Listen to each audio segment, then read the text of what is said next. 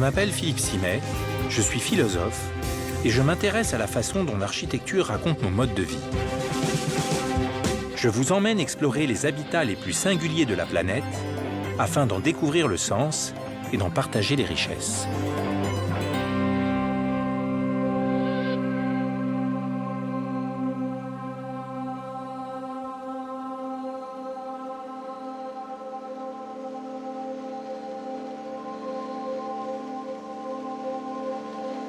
Je suis en Papouasie, dans l'archipel indonésien, au cœur d'une impressionnante forêt vierge, traversée par un fleuve, le long duquel certains arbres atteignent 40 mètres de haut. Une province très isolée, au sud-est de la Papouasie occidentale.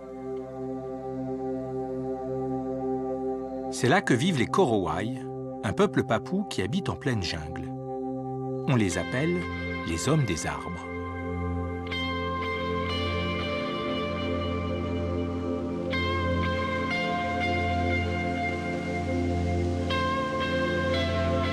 Il me faut 3 jours depuis la ville de Jayapura pour rejoindre leur clan. Avion, pirogue, puis une journée de marche dans cette région marécageuse.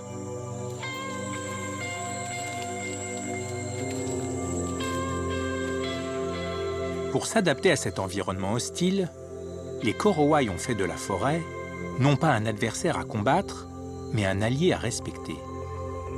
Ils ont su y trouver source de vie et protection. Encore méconnus avant 1975, leur nombre est estimé à 3000, éparpillés en clans de 10 à 20 individus. Mais aujourd'hui encore, beaucoup d'entre eux n'ont toujours pas été recensés, car ils sont difficiles à localiser.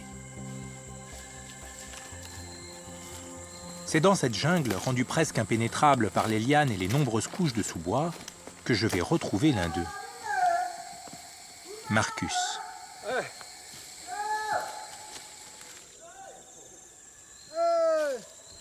Marcus? Bonjour. Ah, bonjour.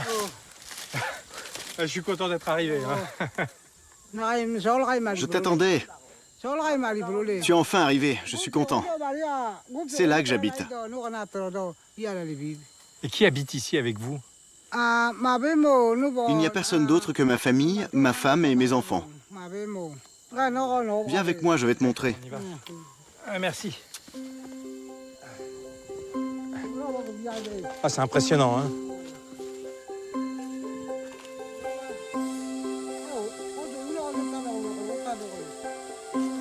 Marcus semble n'avoir aucun mal à se déplacer sur tous les troncs d'arbres qui jonchent le sol.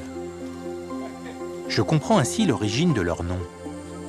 Korowai signifie « qui a les jambes robustes ».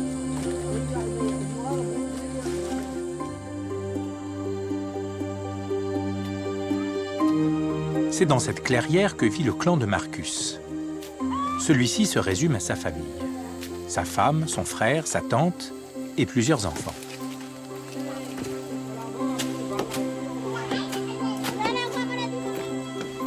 La forêt semble être pour eux un second corps qui les relie entre eux et les sépare du reste du monde. Mais comment vivre en autarcie, dans un territoire inhospitalier, là où les ressources sont limitées? Et comment habiter dans cette forêt immense? Parmi leurs maisons, l'une d'entre elles, très impressionnante, est perchée tout en haut d'un arbre.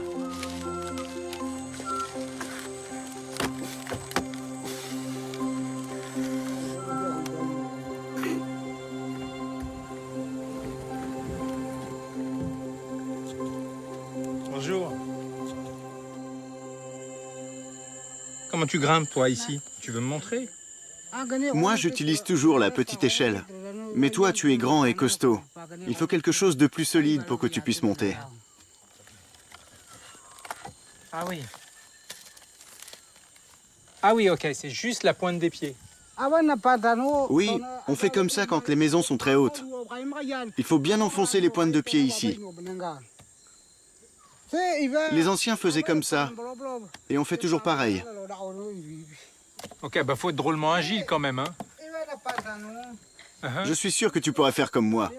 Mais par sécurité, je préférais que tu utilises l'échelle que je t'ai construite. Moi, j'ai l'habitude, mais toi, non. J'ai peur que tu tombes. Non mais moi non plus, j'ai pas envie de tomber. T'es haut quand même, hein. Comme tu es très grand, je vais encore renforcer l'échelle et serrer très très fort.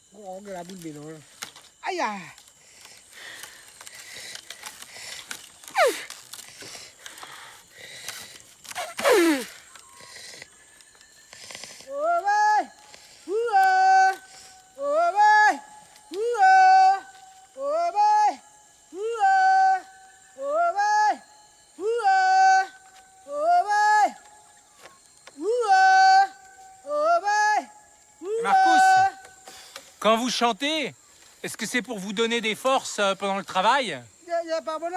Si je ne chante pas, je n'ai pas de force. Chanter me donne de la motivation et du courage. Si vous chantez pas, mon escalier, il sera pas fini. Ne t'inquiète pas, le chef est venu m'aider. J'essayerai quand même votre escalier, pas tout en haut parce que j'ai trop peur, mais au moins la moitié, voir si je suis capable de grimper. Tu ne peux pas monter comme ça. Tu dois d'abord enlever tes chaussures. Non mais j'allais enlever mes chaussures. Mais seulement mes chaussures. Hein.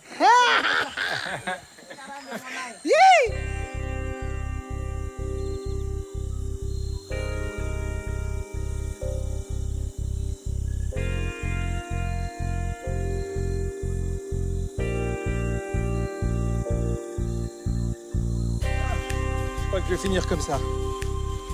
Ah, c'était pas encore tout attaché? Merci. Qu'il s'agisse de l'emplacement ou du choix des différents matériaux de construction, Marcus tire parti de la diversité de la forêt pour l'habiter au mieux. Cette maison en hauteur, entourée d'arbres immenses, évoque un sentiment de refuge.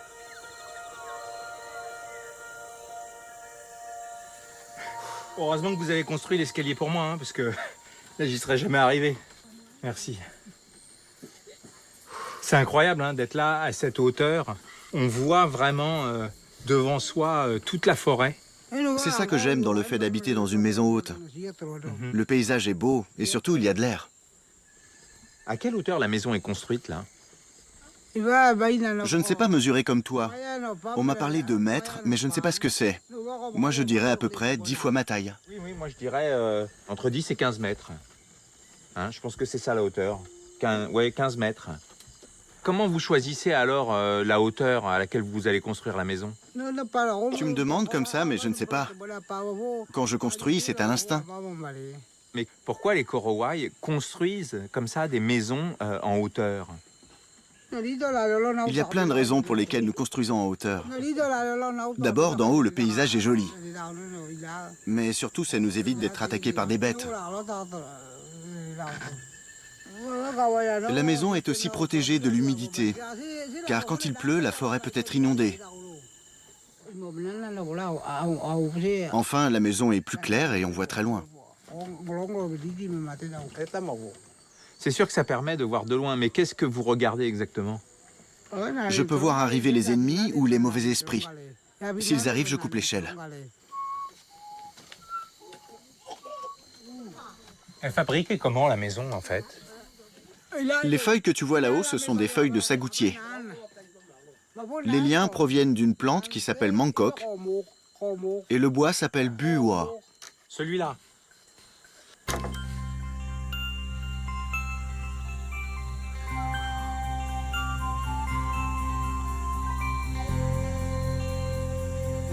Ce qui est troublant, c'est que quand on est ici, on voit la maison qui bouge, et c'est pas toujours très rassurant, et en même temps, on sent que c'est super solide.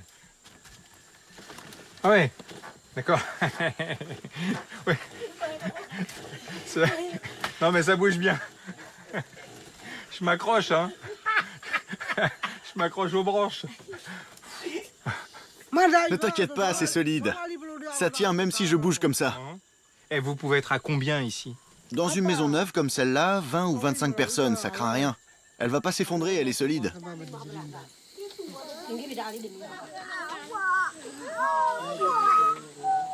Il y a quelque chose qui me surprend ici, c'est qu'il y a deux feux. Il y en a un pour le coin des hommes et un autre pour le coin des femmes. Ah, donc les hommes et les femmes ne sont pas au même endroit dans la maison. Quand les hommes et les femmes utilisent le même feu, ils se disputent. Donc maintenant, chacun son feu. Et là, Marcus, on est juste assis à la frontière quand même entre le coin des hommes et le coin des femmes. Hein. J'espère que ça va bien se passer. Il est où l'arbre central qui soutient toute la maison? Est-ce que là, on est assis dessus? Il est là, en dessous, tu le vois? Ah oui, oui, je le vois. Je le vois. Ah oui, oui, il est là. Il est là. Ici, là. Il est là, on le voit bien. Non, mais, on arrache le plancher, là. Ah oui. Il casse tout? Ah ouais. Ok.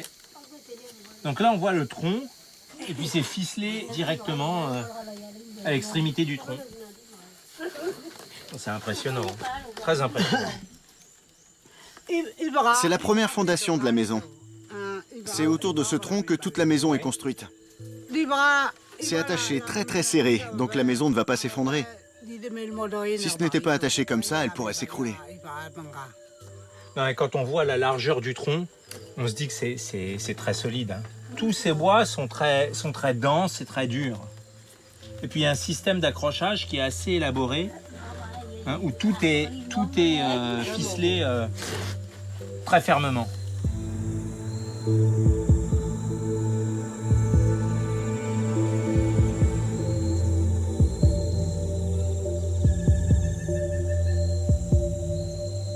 Moi, j'ai vu beaucoup de maisons dans ma vie, mais c'est la première fois que je vois une maison construite ainsi dans un arbre et où il y a un vrai savoir-faire technique.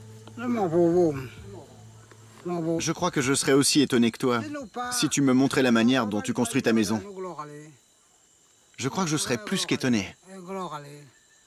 La différence, c'est que moi, je ne sais pas construire ma maison. On l'a fait à ma place. Ici, chez les Korowai, si tu ne construis pas ta maison toi-même, c'est que tu es feignant.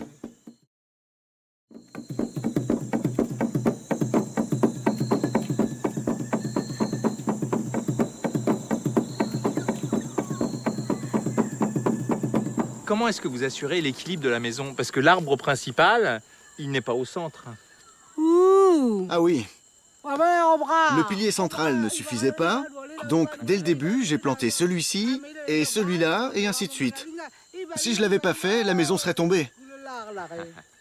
Mais comment est-ce que vous faites pour savoir que ça va être stable? Quand j'étais petit, mon père m'a souvent emmené construire les maisons. Il m'a appris qu'il fallait au moins 3 supports pour que ça tienne.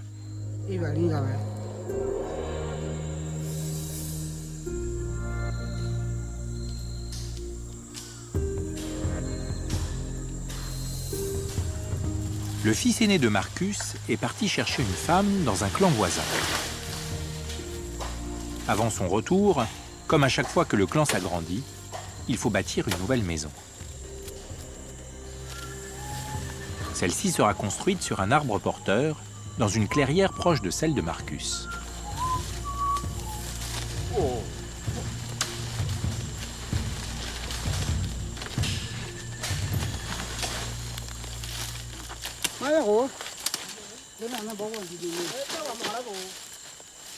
Il est magnifique cet arbre.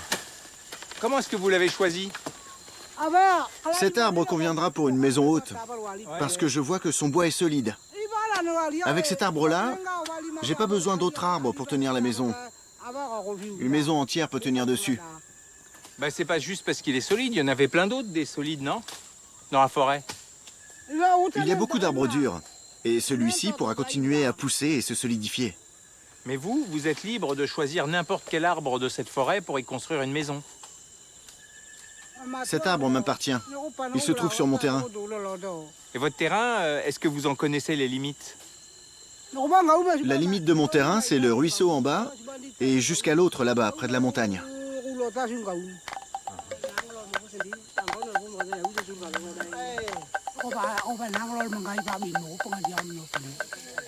Habiter un arbre vivant implique une relation à la nature qui n'est pas animée par la volonté de la dominer, mais par celle d'être à son écoute et de vivre à son rythme. De façon respectueuse, mais avec une grande efficacité, les Korowai tirent profit des contraintes et des ressources naturelles.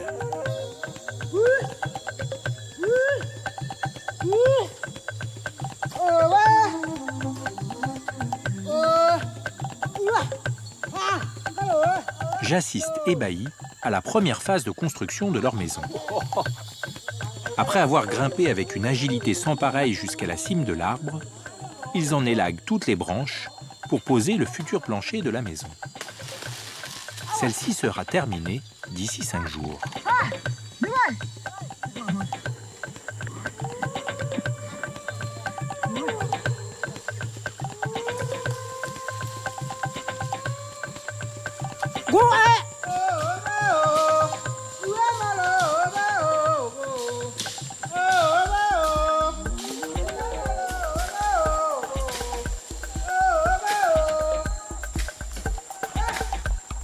Je laisse les hommes pour rejoindre Gabriel, la femme de Marcus, dans l'une des maisons du clan. Vous, les femmes et les enfants, là, vous vivez dans une maison basse? Oui, c'est comme ça traditionnellement. Les femmes sont en bas et les hommes dans la maison haute.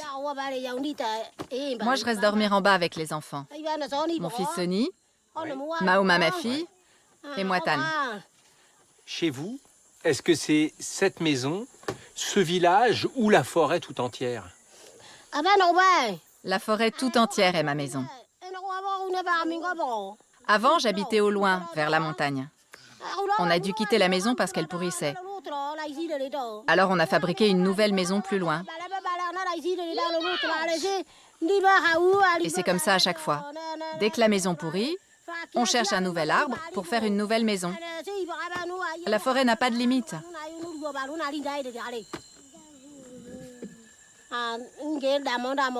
Mon mari voulait trouver un arbre ici pour notre maison, parce que ses parents vivaient ici, et moi je l'ai suivi. Je suis plus souvent en bas avec les enfants. Ils sont encore petits et c'est dangereux. Et Marcus, lui, il reste en haut. Moi, dans cette forêt, je suis complètement perdu, j'ai absolument aucun repère. Comment vous faites pour vous orienter et pour savoir, par exemple, quelle saison on est? Les bananiers poussent toute l'année. Je les plante et on les voit pousser.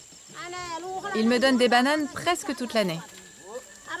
À la saison sèche, je sais qu'il y a des tortues qui viennent. Elles déposent leurs œufs dans le sable là-bas. Mes parents m'y ont toujours emmené quand j'étais plus jeune. C'est grâce à eux que je le sais. Je sais que quand les tortues pondent, c'est la saison des fruits rouges qui commence.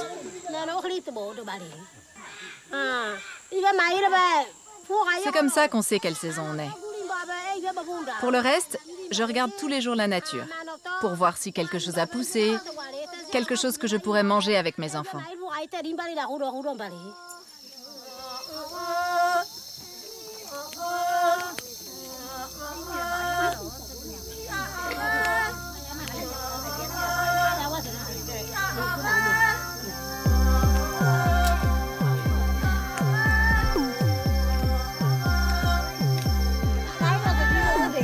Je comprends combien l'habitat des Korowai ne se limite pas aux simples maisons, mais se confond avec leur territoire. Ici, rien n'est vraiment ritualisé. Leur maison est juste un abri, et tout se déroule au jour le jour en fonction de leurs besoins.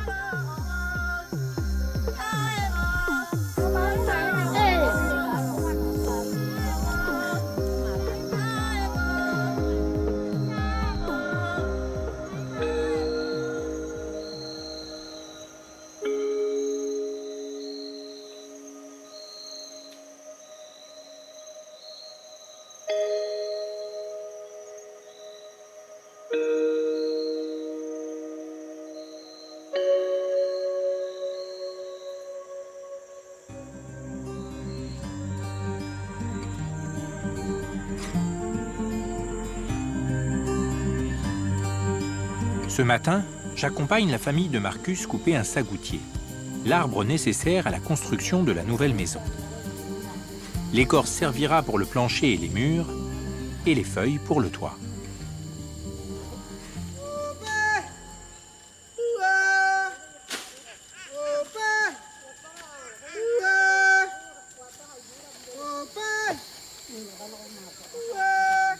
Ah, qu'est-ce que je peux faire, moi? Je vais te donner une machette et on pourra le faire ensemble. Hein?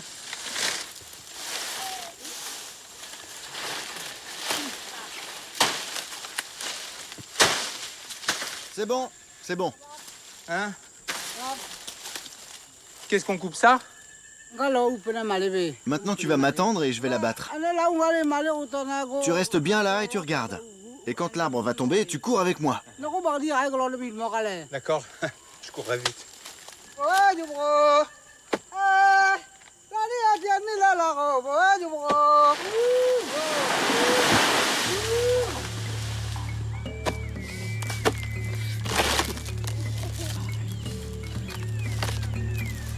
On enlève tout? Ça y est, c'est bon. Ok.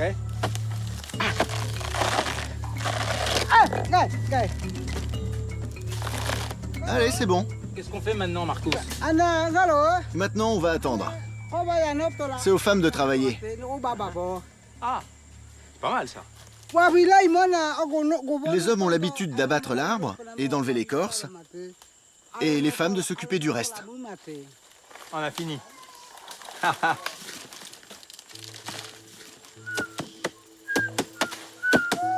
Rien de cet arbre n'est laissé de côté. La chair du sagoutier, riche en protéines, est essentielle à la survie des Korowai. Sa récolte et sa préparation viennent structurer leur quotidien. Le contenu d'un arbre peut suffire à nourrir 2 à 3 familles durant une semaine.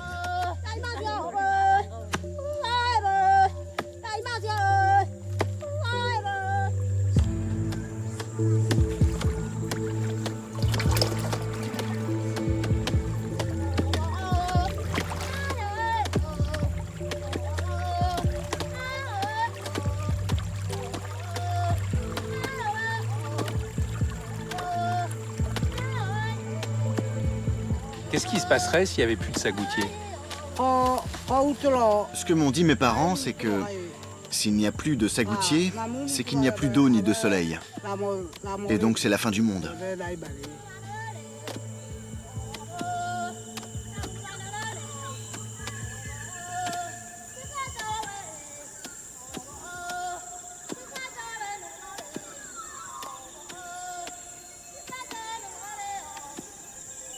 Depuis quelques années, le gouvernement indonésien construit de nouveaux villages en bordure du fleuve pour inciter les Korowai à partir de la forêt. De nombreux jeunes n'hésitent plus à quitter leur clan. Dalil, vous êtes chef de clan. Jusqu'où votre clan s'étend? Parce que jusqu'à aujourd'hui, moi, j'ai rencontré aucune autre famille. Il y a de moins en moins de clans à surveiller aujourd'hui, car beaucoup de vieux sont morts, et ce sont eux qui restaient dans la forêt. Les jeunes ne restent pas, ils s'en vont dans d'autres villages. Qu'est-ce qui explique qu'autant de jeunes quittent la forêt pour s'installer en ville? Une fois au village, ils découvrent des choses nouvelles. Ils découvrent l'électricité et avec elle la lumière. Et après ça, ils ne veulent plus revenir.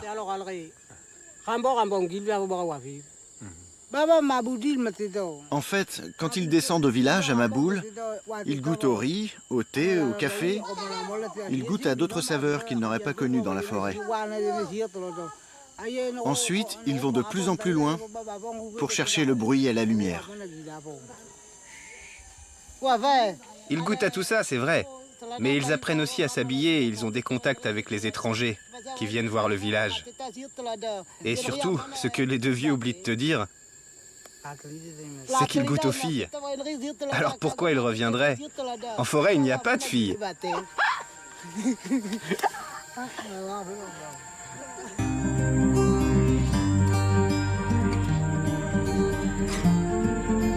Au moment de quitter les Korowai, je réalise combien ma rencontre avec Marcus a été forte. pleine d'étonnement et de joie. J'ai partagé un temps la vie d'un homme qui est né, vit et mourra sans doute dans sa forêt. Sa volonté d'y rester me trouble et me rassure à la fois, car elle montre que sa maison, bien au-delà des constructions dans les arbres, c'est la forêt tout entière. Une maison sans limite qu'une vie ne suffit pas à connaître.